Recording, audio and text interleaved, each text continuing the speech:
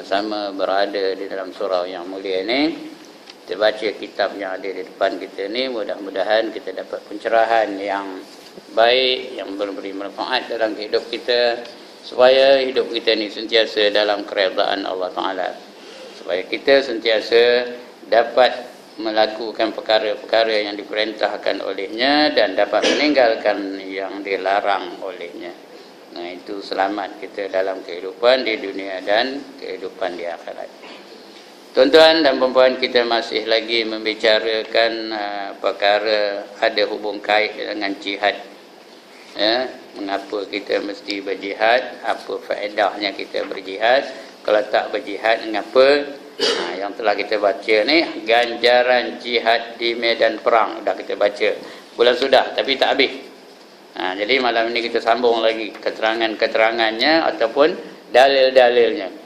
Dulu bulan sudah kita dah baca satu hadis, sebaik sedekah itu rumah tempat perlindungan kepada para mujahid fi sabilillah, dan memberikan seorang khadam untuk berkhidmat pada para mujahid fi sabilillah, dan unta untuk tunggangan di medan jihad fi sabilillah. Sekarang ni unta tak timbul lah, orang perang bukan pakai unta, orang perang pakai kereta kebal. Ya, kalau kita sumbangkan duit untuk membeli kereta kebal, untuk perangan jihad fi sabilillah, itu merupakan satu jihad yang besar tu, sedekah yang paling baik tu. Kemudian sambung lagi dengan hadis yang lain. Sebuah hadis lain menyebutkan anna Rasulullah sallallahu alaihi wasallam ab'asa ila bani Lihyan faqala labna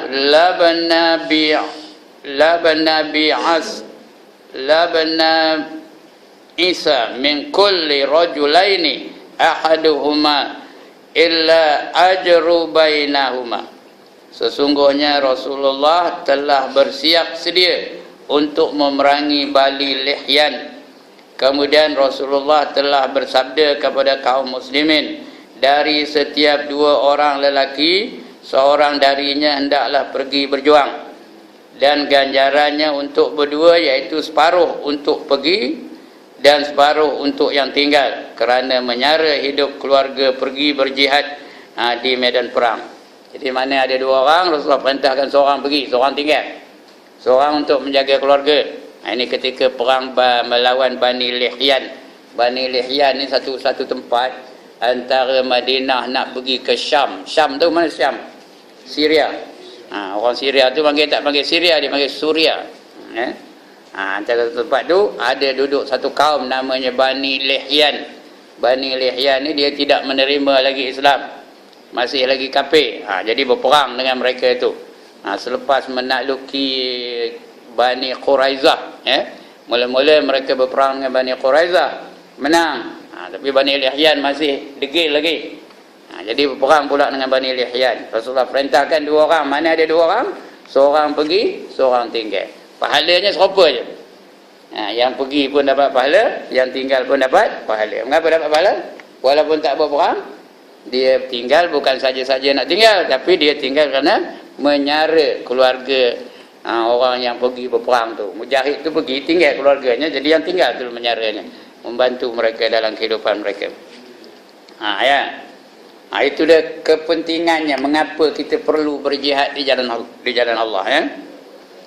Jihad di medan perang dengan harta sama ada untuk membiayai alat kelengkapan senjata atau pengambilan tenaga tentera, latihan yang diperlukan di dalam masa peringkatnya, dan juga untuk gaji dan sara hidup keluarganya, boleh dilakukan oleh setiap orang mukmin dari setiap peringkat dan lapisan masyarakat, dari semua golongan dan bidang yang mampu mengikut kadar kemampuannya. Dilakukan oleh setiap orang dalam masyarakat itu mengikut kemampuan dia. Tetapi jihad dengan diri dan nyawa di medan perang, di medan perang jihad tidak dapat dilaksanakan oleh semua anggota dalam masyarakat Islam, tetapi hanya terbatas kepada beberapa golongan. Nak perang dengan badan kita nak mati dalam peperangan atau nak bertempur dalam peperangan, bukan boleh semua orang, ada beberapa golongan saja yang mampu. Yang lain tu terpaksa menyarai hidup orang yang tinggal dan sebagainya. Jadi ada beberapa golongan terdiri daripada masyarakat Islam ni ya. Yang pertama, mereka yang mampu membelanjai nafkah keluarga dan tanggungannya sepanjang peninggalannya di medan perang. Jadi harta yang dibelanjakannya untuk membiayai orang yang tinggal itu pun dikira harta di jalan Allah belaka. Dia kata harta perang gitu. Ya. Dapat juga mereka tu ganjaran dia dari Allah Subhanahu Wa Taala. Macam kita sekarang ni, kita tak ada pergi perang sana, tapi sekurang-kurangnya kita sumbangkan untuk orang-orang yang berperang di Gaza, orang yang berperang di Syria, orang yang berperang di Kashmir, orang yang berperang di Mesir dan sebagainya. Kita hantarkan sumbangan-sumbangan kita kepada mereka. Dapat pahala seolah-olah kita juga berperang di jalan Allah. Ya. Lebih-lebih lagi melawan tentera-tentera Yahudi ni. Kita berperang dengan mereka dengan senjata, tak lalu senjata pun tak ada. Kalau ada pun tak lalu juga, dah tua, dah 72, apa nak perang kan? Tapi paling komannya, paling lekehnya, paling kudinya, kita doakan bagi pihak mereka. Kalau mampu kita sumbang, kalau apa yang boleh kita sumbangkan untuk perjuangan menegakkan kebenaran. Itu sebab dalam peperangan Palestin baru-baru ini, kita dapati orang Palestin tu yang matinya bukannya orang yang berperang. Yang ramai mati siapa? Orang awam, orang tua, lagi kanak-kanak, lagi perempuan. Malahan orang Yahudi tu, orang Israel yang mati tak ada orang awam, tak ada yang mati. Jarang lah ada tu, ada lah, tapi tak ramai. Kebanyakannya ialah tentera-tentera. Kata mereka angka rasminya, kata dia 63, itu angka rasmi Israel. Tapi yang sebenarnya kalau ikut Facebook, ikut mana-mana internet dan sebagainya, dekat 500 mati. Kebanyakannya tentera-tentera belaka. Kebanyakannya. Ada video menunjukkan kata kebal meletup, satu platoon habis dibunuh oleh tentera Al-Qassam tu ya. Tapi orang Palestin yang banyaknya orang awam, kanak-kanak, orang perempuan, orang tua. Tentera Al-Qassam, Brigade Al-Qassam tak ada juga yang mati, bukan tak ada. Tapi tidak begitu ramai jika dibandingkan dengan orang tua-tua. Begitu hebat. Itu sebab mereka terpaksa menerima syarat-syarat tentera Al-Qassam tu. Semua sekali diterima oleh orang Yahudi, cepat nak keluar. Kalau tidak, kalau dia tu menang, tak akan dia menerima syarat-syarat tu. Lagi zalim ada dalam mereka tu ya. Begitulah apabila Allah datangkan bantuan. Allah hanya membantu kalau mereka itu orang-orang yang bertakwa. Allah kata wallahu waliyul muttaqin. Allah menjadi pembela kepada orang-orang yang bertakwa. Jadi itu bantuan Allah nampak bagi kita. Dan kita pun walaupun tak berperang, kita doakan mereka. Itu sebab yang eloknya Tok Imam bila sembahyang subuh baca qunut nazilah. Baca qunut nazilah. Begitu juga bila sembahyang lain, bukan mesti subuh aja, bila-bila pun boleh. Qunut nazilah tu pada rakaat yang terakhir baca. Allahumma inna naj'aluka fi nukhuri a'da'ina wa na'udzubika min syururihim. Dia begitu, kena hafallah ya. Dibaca tu. Lebih-lebih lagi waktu subuh. Jangan tinggalkan qunut itu. Mudah-mudahan dengan itu Allah datangkan bantuan bagi tentera-tentera Islam. Ini detik-detik permulaan kemenangan bagi tentera Islam untuk mengalahkan tentera-tentera kufar. Dah dekat lah tu, hari dah dekat nak kiamat kan. Dekat nak kiamat besok, tentera Islam akan menguasai seluruh peperangan menentang orang kufar tu, tak kira di mana mereka berada. Orang Yahudi tu akan lari lentang pukang, menyorok di balik-balik batu. Batu tu pula ngaburkan kepada orang tentera Islam tu. Dia ngabur kepada orang Islam tu. Haza Yahudiyun, kata batu tu. Di belakang aku ni ada orang Yahudi. Faqatuluh, mari datang bunuh dia. Batu tu cakap. Kecuali mereka yang menyorok di bawah atau di balik pokok yang bernama Gharqad. Nama pokok. Ini hadis ni ya. Pokok gharqad namanya, ghain ra qaf dal, gharqad. Pokok itu tak bercakap, tak ada ngabur kan. Tapi Rasulullah dah kabur awal-awal dulu dah. Ya, pokok itu takkan bercakap. Jadi maknanya senang tentera Islam akan datang. Cari-cari balik batu tak ada, balik rumah tak ada, balik gunung tak ada. Itu mana cari? Dia bawa apa? Dia balik pokok gharqad itulah. Ini dia. Bunuh ajalah. Dia mengingat, dia pandai. Orang Yahudi ni dia membaca hadis. Sekarang ni kalau tuan-tuan pergi ke Israel sana, mana sempadan-sempadan yang berhampiran dengan kawasan Islam, mereka nanam pokok gharqad tu banyak berbenam-benam. Ya. Pokok yang ditanam nama gharqad aja. Beribu-ribu pokok ditanam nama. Ya. Pokok itu macam pokok pine tu, ada itu namanya pokoknya gharqad. Kerana mereka tu lebih kenal tentang Islam lebih daripada mereka mengenali anak mereka sendiri. Jadi dia membaca hadis, bukan tak baca ya. Jadi mereka tahu satu masa nanti mereka akan diburu oleh tentera-tentera Islam. Mau kita nyokok pokok gharqad, dia tak akan ngabur kepada orang tentera Islam gitu. Padahal itu Rasulullah dah kabur awal lagi. Cari di mana? Cari pokok gharqad. Mereka tu akan berada di belakang pokok gharqad tu. Begitulah tentera Yahudi ni ya. Orang Yahudi ni bukan berani. Takut benar ya, penakut rupanya. Mereka berani kerana kelengkapannya hebat. Itu yang berani tu. Bila mereka mengalami kecederaan, kematian macam ini, sudah takut. Ngetor saja dia tu. Sekarang ni tengah ngetor tu. Netanyahu tu tak senang duduk sekarang ni tau. Diasak oleh orang-orang dia sendiri. Ya. Itu suruh kita berperang tu, suruh kita berjuang di jalan Allah tu. Baik. Jadi orang yang tertakluk untuk berjihad tu ada beberapa syarat. Mereka yang mampu membelanjai nafkah keluarga dan tanggungannya sepanjang peninggalannya di medan jihad. Itu tanggungjawab. Itu perang juga lah tu ya. Walaupun dia tak pergi berperang. Selain itu membeli kelengkapan itu digunakan. Harta digunakan untuk membeli kelengkapan dan alat peperangan yang diperlukan untuknya. Sebab itu kita ni patutnya kalau kita ikut Quran, apa kata Allah? Wa qatilu fi sabilillahil ladzina yuqatilunakum, kata Allah. Ya, berperanglah kamu menentang musuh-musuh kamu seperti mereka memerangi kamu.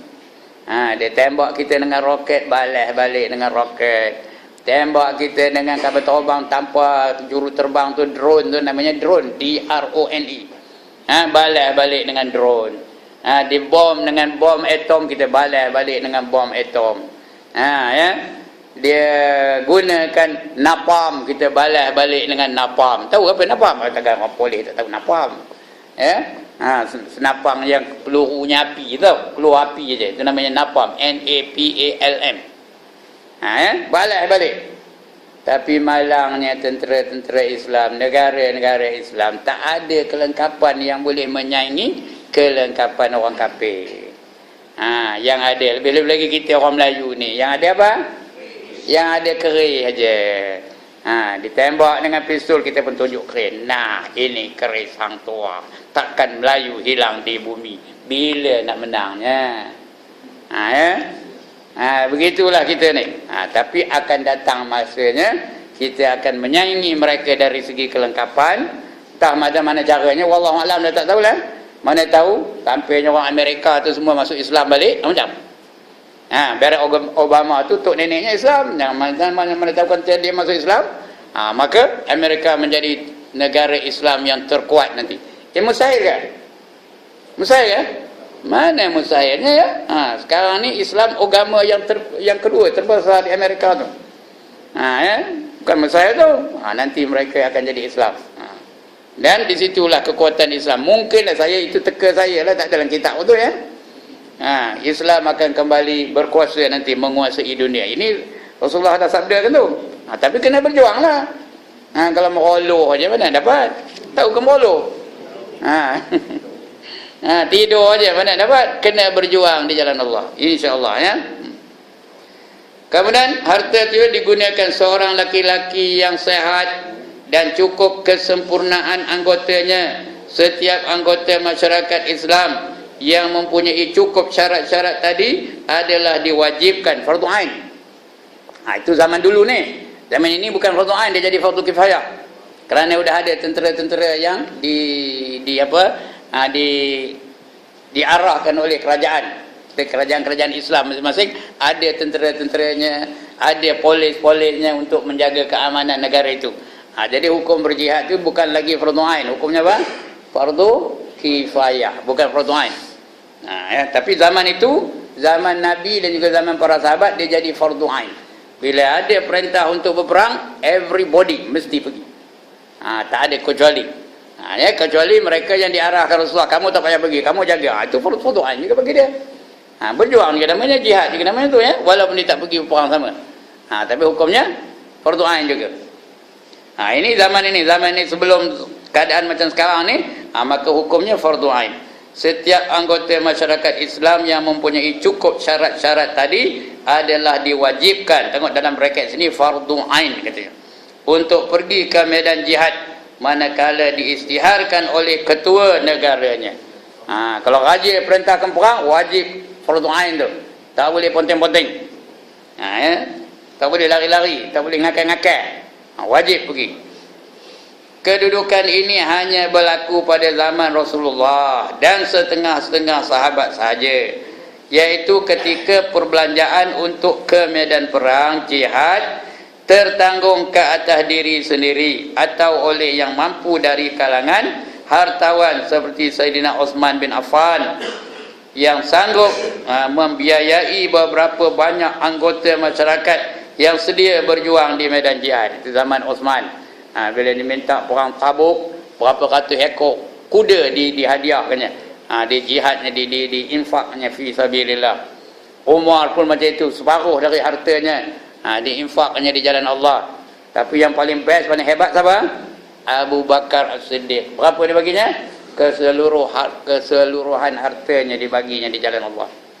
Bila ditanya Abu Bakar, apa yang tinggal padamu lagi ya Abu Bakar? Apa jawabnya?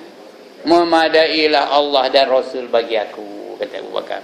Tapi itu dari segi percentage. Tapi dari segi bilangan, lebih banyak yang disumbangkan oleh Uthman daripada Abu Bakar, dan lebih banyak yang disumbangkan oleh Umar daripada Abu Bakar sendiri. Tapi Umar dibagi hanya 50% daripada hartanya, Uthman hanya 35%. 5/1/3 daripada hartanya dibagi di jalan Allah. Tapi Abu Bakar 100%. Tapi kalau kira bilangan dia sikit lah. Tapi kira peratusan 100% dibaginya kepada jalan Allah. Habis semua. Gitulah sahabat-sahabat dulu. Tak ada berkira ya. Tak ada pula ngetor tangan ngeluarkan apa belanjaan, tak ada. Osman tu 200 kuda dibaginya. 200 kalau seekor kuda berapa dia harganya? Kalau lagi nari dan beli kuda berapa dia harganya? 2 kopak. Berapa ribu? 60,000 kuda seekor ya. Saya tak tahulah, dah 200 tak tahulah. 200 berapa? 1,200,000 ya. Agaknya. Itu dia. Zaman ini. Kalau kuda lah ya. Itu dia. Tetapi keadaan telah berubah selepas zaman Rasulullah. Kerana perubahan urusan pentadbiran negara. Sekarang ni dah ada negara masing-masing. Kerana urusan pentadbiran negara, iaitu setelah belanja untuk jihad di medan perang ditanggung oleh negara melalui Baitul Mal. Ada Baitul Mal. Ya, ada macam kita ada Ministry of Defence, ataupun Kementerian Pertahanan. Mereka yang tanggungjawab ya. Ataupun yang seumpamanya. Berikutan dari itu maka terbentuklah satu kumpulan yang khusus untuk pergi berjihad di medan perang, yang boleh dinamakan angkatan tentera atau angkatan bersenjata. Sekarang ni ada askar, ada polis, ada lagi apa yang bersenjata, yang beruniform lah. Mereka dah ditugaskan untuk mempertahankan negara, untuk menjaga keamanan negara. Mereka ni lah dipertanggungjawabkan. Jadi orang macam saya ni bukanlah fardu ain, tapi apa? Fardu kifayah. Fardu kifayah.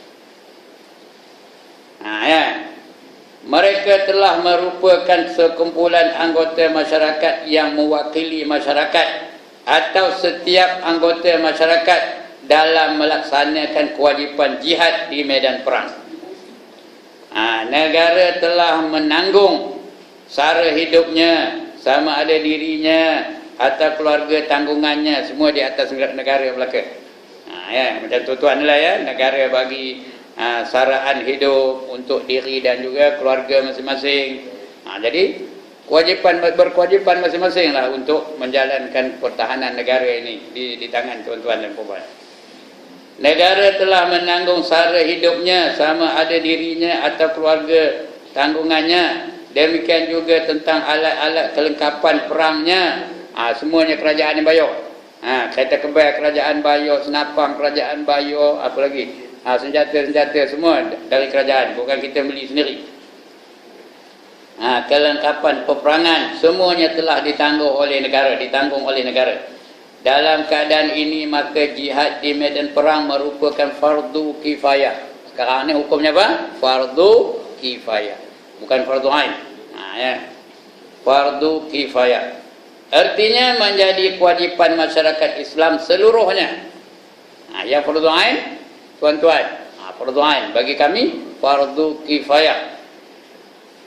Tetapi oleh kerana setiap anggota masyarakat Islam tidak semuanya bertugas di dalam bidang ini, maka masyarakat atau negara telah mewakilkan tugas dan kewajipan yang menjadi salah satu daripada keperluan dan tuntutan masyarakat dan negara itu kepada segolongan dari anggota masyarakat untuk memikul tugas dan kewajipan tersebut. Terpulanglah kepada masyarakat dan negara untuk memberikan istilah atau nama-nama tertentu kepada golongan tersebut. Boleh panggil askar, boleh panggil polis, boleh panggil apa lagi? Boleh panggil tentera laut, boleh tentera darat, tentera udara, apa saja boleh panggil. Tapi tugasnya mempertahankan negara atau tugas mereka berperang untuk negara. Itu tugasnya. Nama tak kira lah. Lantaklah namanya. Macam tuan-tuan FRU, yang di Ulu Kintar tu PJA, apa saja nama tak kira. Tapi tugasnya untuk mempertahankan negara. Yang lain dalam itu yang tidak ada uniform, itu fardu kifayah. Hukum fardu kifayah ini nisbah kepada masyarakat umum seluruhnya, tetapi nisbah kepada para anggota masyarakat yang telah dilantik untuk mengambil tugas dan kewajipan, yaitu jihad di medan perang masyarakat tadi, maka hukumnya adalah fardu ain. Fardu ain, bila diperintahkan wajib pergi. Kalau tak pergi berdosa, kerana dia di bawah arahan ketua negara. Fardu ain, semua orang, everybody, individu, semua wajib. Itu artinya fardu ain. Macam menuntut ilmu juga fardu ain. Lagi apa? Mayang fardu ain, puasa fardu ain, berjihad fardu ain bagi tuan-tuan yang dalam pasukan anggota tentera ni, iaitu wajib ia mematuhi dan melaksanakan tugas-tugas yang berhubung dengan jihad di medan perang, sebagaimana kewajipan dalam melaksanakan fardu yang lain, fardu ain yang lain, seperti sembahyang, puasa, zakat dan sebagainya.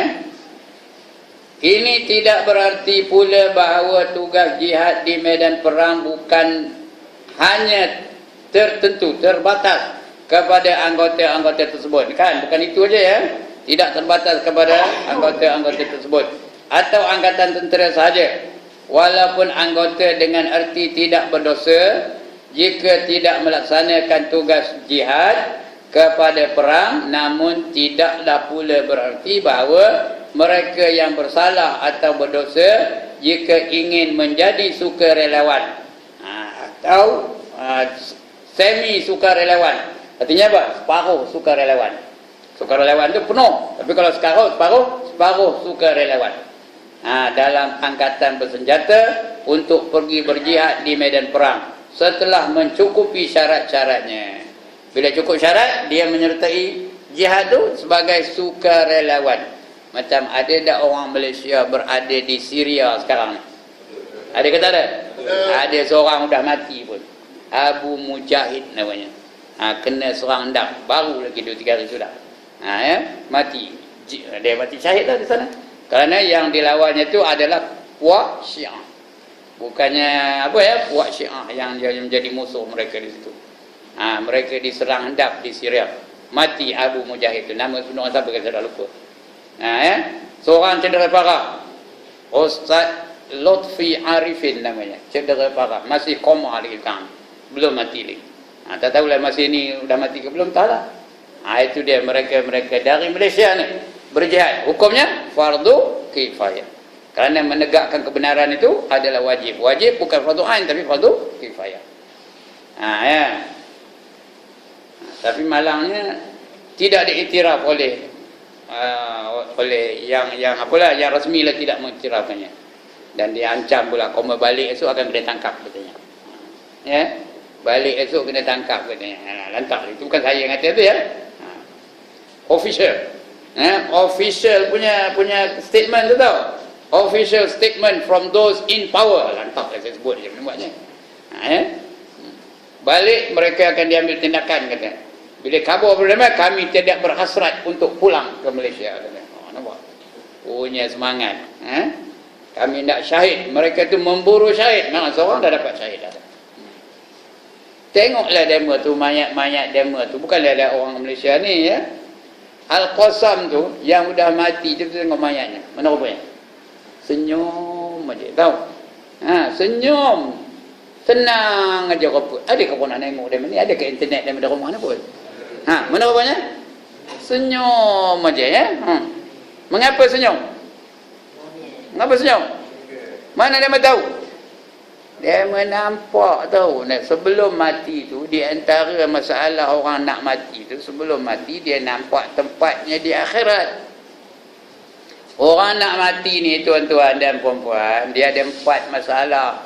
Yang pertama sakaratul maut. Yang kedua, dia nampak malaikat maut itu. Yang ketiga, dia nampak tempatnya di akhirat. Yang keempat, dia terpaksa berhadapan dengan apa? Dengan iblis yang cuba nak menyelewengkan akidahnya. Yang pertama sakaratul maut. Ini semua orang merasa. Semua orang kena. Rasulullah pun kena. Ketika nak wafat Rasulullah tu berpeluh-peluh menahan sakit. Sakit dari segala kesakitan. Tak ada menandingi sakit sakaratul maut. Paling sakit sakaratul maut lah ya. Rasulullah pun peluh-peluh menangis anaknya Fatimah melihat ayahnya, penderitaan ayahnya tu. Sehinggalah dibisikkan sesuatu kepada Fatimah, baru senyum Fatimah. Udah wafat Rasulullah ditanya kepada Fatimah, apa yang dibisikkan Rasulullah pada telinga kamu wahai Fatimah? Kata Fatimah, dia menyatakan kepada aku bahawa aku juga akan turut menyertai dia tak lama lagi. Memang ia pun 6 bulan lepas itu Fatimah pula mengembuskan nafas yang terakhir. Ini sakaratul maut. Macam mana sakaratul maut? Dah saya cerita sini, lupa lain ceritanya. Macam mana sakaratul maut? Kata Nabi Muhammad, sakaratul maut tu sakit seperti ditetak dengan pedang 300 kali. 300 kali, bukan sekali tuan ya. 300 kali. Cap. Berapa kali? 300 kali. Itu kata Nabi Muhammad. Payah nak faham ya. Kata Nabi Ibrahim, ini boleh faham sikit. Kata Nabi Ibrahim, sakaratul maut tu seperti seorang yang ambil besi itu dibakar sampai merah, kemudian apa keluarnya? Diceporkan, dianukan pada bulu yang basah. Cebeti itu merah, besi merah, bakar merah atau bakar merah. Panas ke sejuk? Panas berbenar lah, lepas itu dicelupkan pada bulu yang basah. Betul tak? Kontras tu antara panas, betul? Kena kepada bulu yang basah tu. Berbunyi ke tak? Berdesain ke tak? Ada kena hidap. Agaknya lah ya. Itu dia sakaratul maut. Itu kata Nabi Ibrahim. Tapi yang paling jelas kata Nabi Musa AS. Bahawa sakaratul maut itu seperti seekor kambing diseliat kulitnya hidup-hidup. Itu sakaratul maut. Kalau nak tahu sakit keedaknya, terus keluarkan kuku. Tarik kuku tu sampai tanggal. Boleh? Itulah dia. Itu bukan itu ini.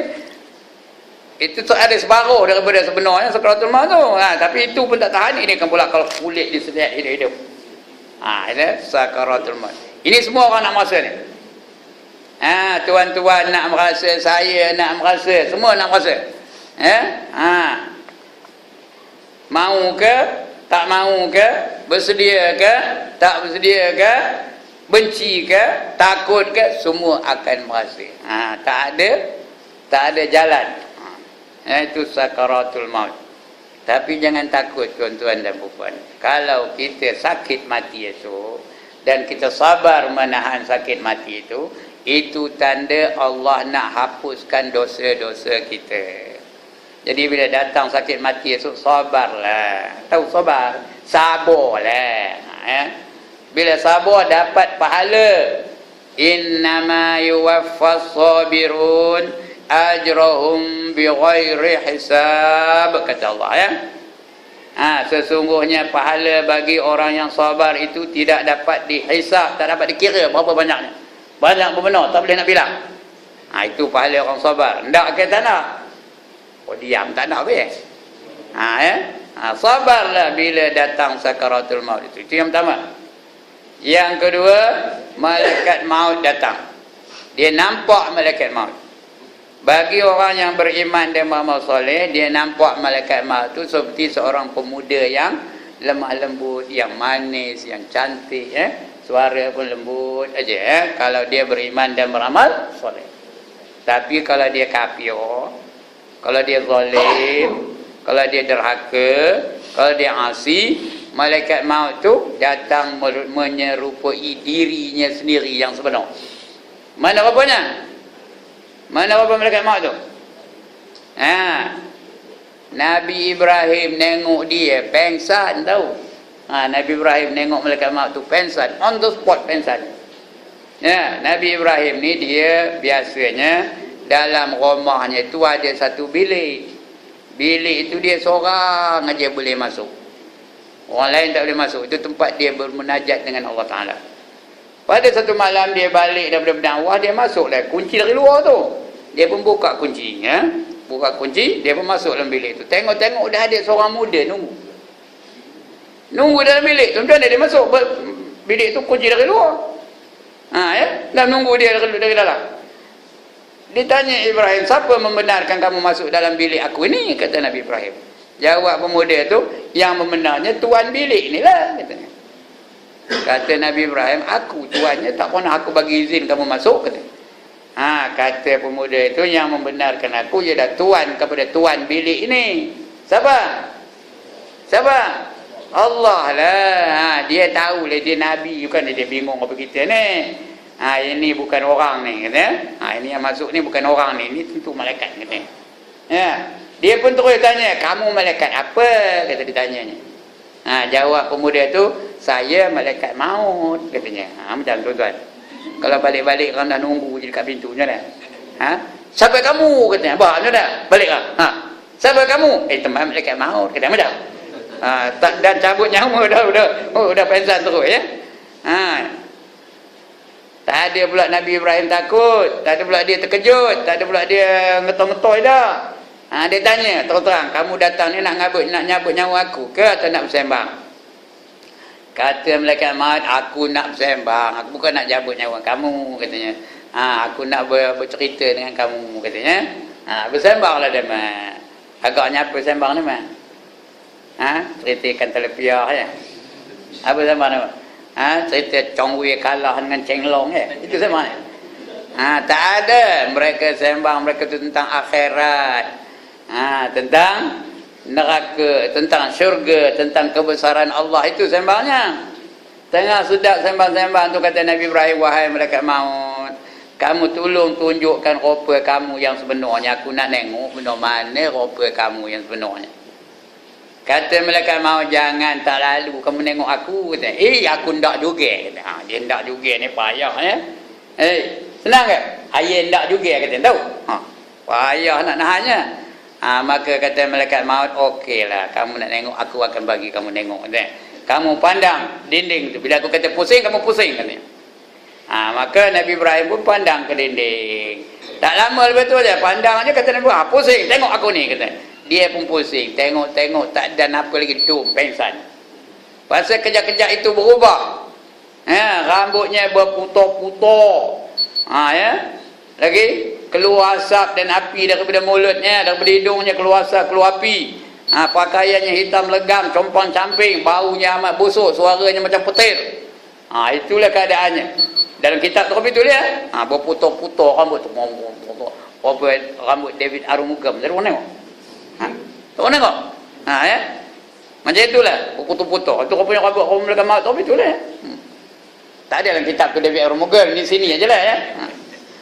Macam itu apanya? Apa nama kumpulannya? Eliket-nya. Rupanya eliket tu rambutnya. Pensan Nabi Ibrahim. Itu dia. Orangnya nak mati tu, kalau dia derhaka, kalau dia tak semayang, kalau dia ngambil nombor ekor je kerjanya, kalau dia kafir, kalau dia mempertikaikan hukum Allah, itulah akan dilihatnya ketika nak mati tu. Yang ketiga, dia nampak tempatnya di akhirat. Itu sebab dia senyum tu, yang Brigade Al-Qassam tu senyum. Dia nampak apa?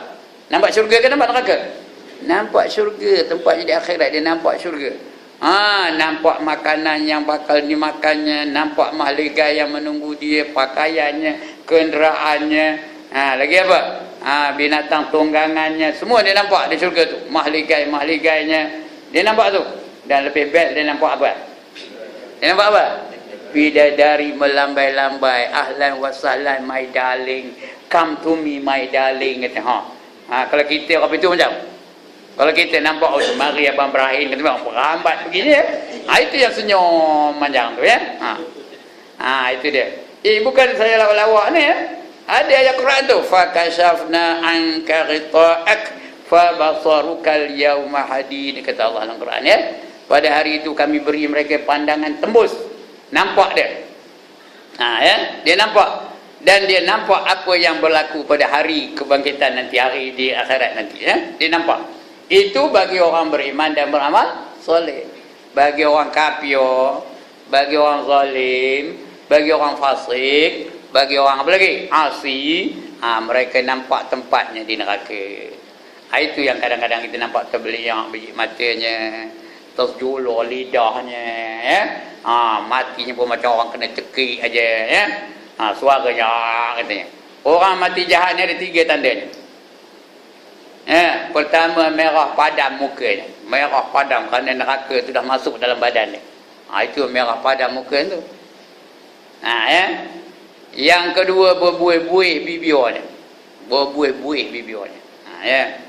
Itu tanda mati. Matinya husnul khatimah ke su'ul khatimah? Su'ul khatimah. Ini cerita kitab ni ya. Ya. Yang ketiga, suaranya menggelegak macam orang kena cekik. Ini cerita kitab. Jangan tengok orang kopi tu tuduh ini esok neraka mana lagaknya, jangan harus. Itu cerita kitab aja ya. Padahal hakikatnya Allah sahaja yang tahu.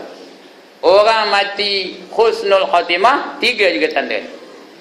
Yang pertama, kering bibirnya. Tak ada buih-buih, kering bibirnya. Yang kedua, keluar peluh. Peluhnya berkeluar, dada apa badannya berpeluh. Walaupun sejuk, berpeluh juga. Yang ketiga, terbit air matanya. Itu tanda orang tu husnul khatimah. Ya. Saya tegaskan ini cerita kitab baru ni ya. Jangan kita terus-terus buat kesimpulan. Itu Allah saja yang tahu semuanya. Itu yang ketiga tadi. Itu sebab kita tengok mayat-mayat Al-Qassam tu senyum aja. Tak ada pun meronta-ronta, terbeliak biji mata, terjulur lidahnya, tak ada. Pasal dia nampak tempatnya di syurga. Yang keempat yang dihadapi oleh orang mati, dia berhadapan dengan tipu daya iblis. Kerana iblis sentiasa dia nak bagi ikhtiar terakhir, as a last resort, nak mengkafirkan orang yang sebelumnya beriman. Dia datang rupa ayah kita, rupa mak kita, rupa tok guru kita. Dia datang pakai jubah, pakai sorban.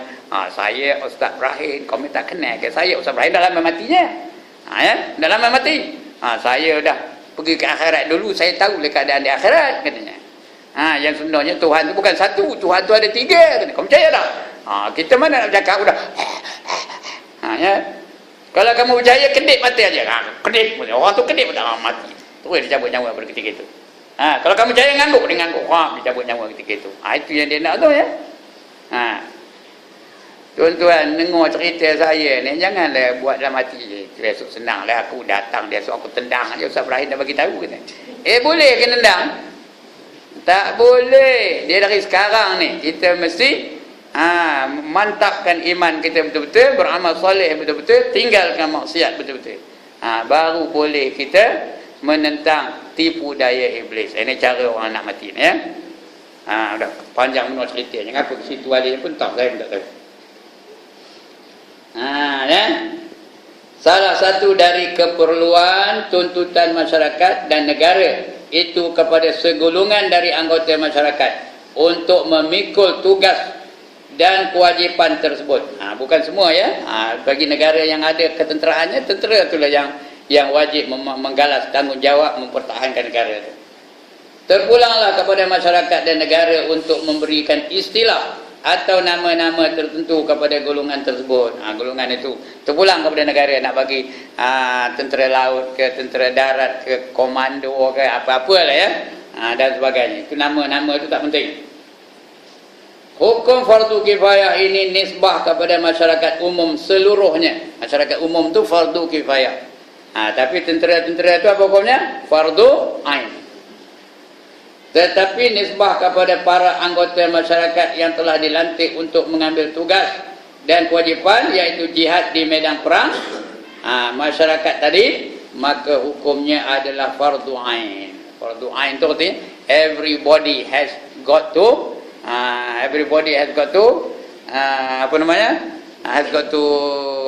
participate, kena mengambil bahagian, tak boleh ponteng, tak boleh tuang. Itu hukum fardu ain, iaitu wajib ia mematuhi dan melaksanakan tugas-tugas yang berhubung dengan jihad. Tak kira lah apa tugas dia. Sama ada dia berperang ke, jadi tukang masak ke, jadi driver ke, jadi apa-apalah. Jadi masukkan peluru dalam senapang ke, apa-apalah. Atau paling kau tukang sapu tempat kemah-kemah dia berperang, jadi tukang sapu. Masih dikira berjihad itu. Masih dikira berperang walaupun dia tak berperang secara dalam tu.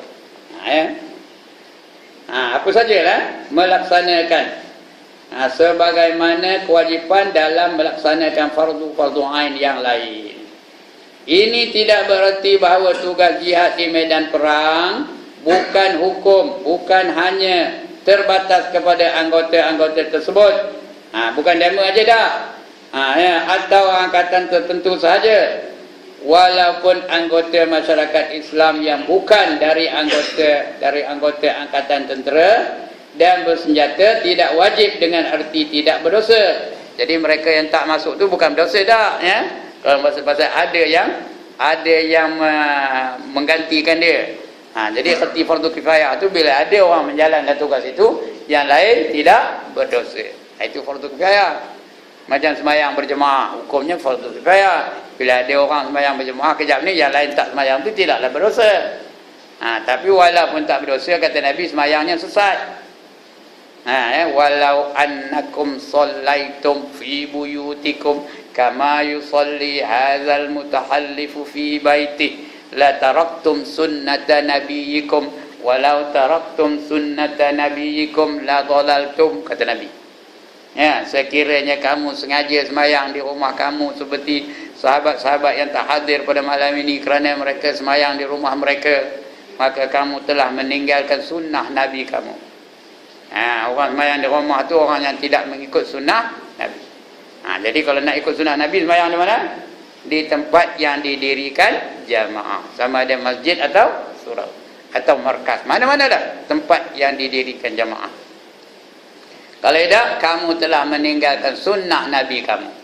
Walau taraktum sunnata nabiyikum, kata Nabi, sekiranya kamu meninggalkan sunnah Nabi kamu, la dhalaltum. Apa arti la dhalaltum?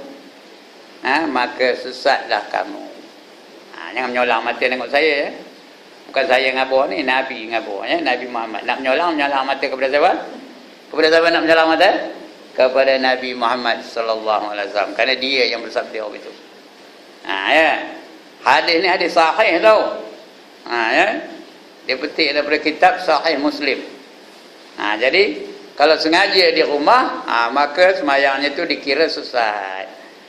Paling koman, paling kudi, paling lekeh, paling curut, paling tak guna, dia sembahyang di rumahnya bersama isteri dan anak-anaknya. Itu dah koman berbenar. Koman berbenar dia.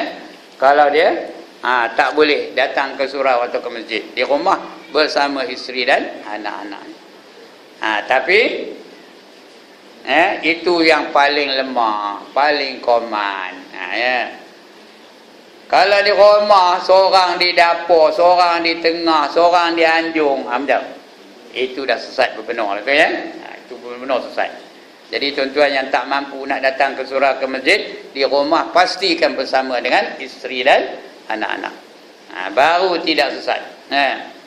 Baru tidak sesat. Lain kalau siapa tak ada di rumah, isteri lah tak ada, anak tak ke mana. Itulah ceritanya, datang ke surau pun, datang ke masjid pun.